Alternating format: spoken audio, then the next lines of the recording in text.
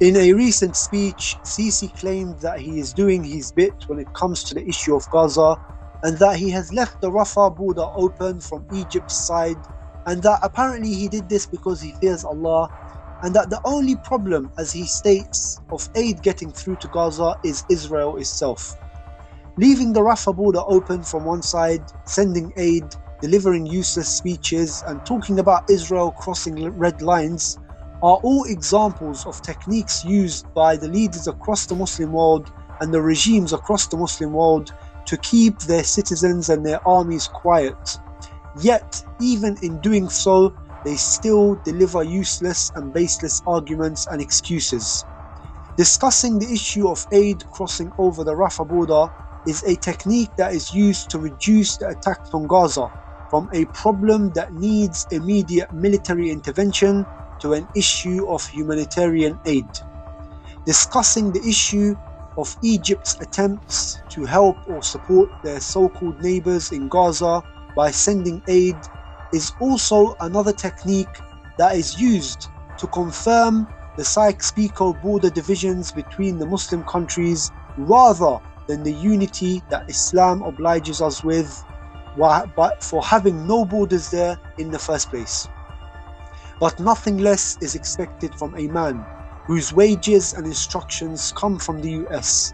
Nothing less is expected from a man who supplies Israel with the fuel it needs to run the weapons it is using to commit the genocide in Gaza. Nothing less is expected from a man that shares intelligence with the Zionists. Nothing less is expected from a man that helped the Americans topple a government that people voted for, and nothing less is expected from a man who is consistently cracking down on political Islam in his own country.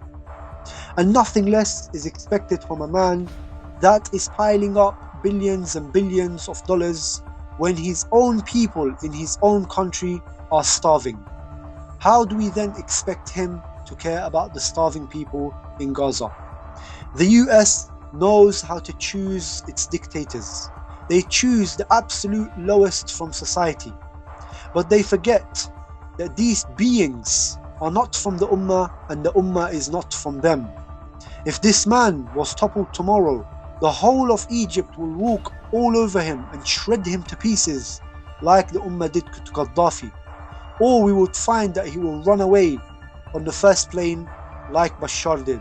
Or even worse, we would find him hiding in a hole like Saddam was hiding.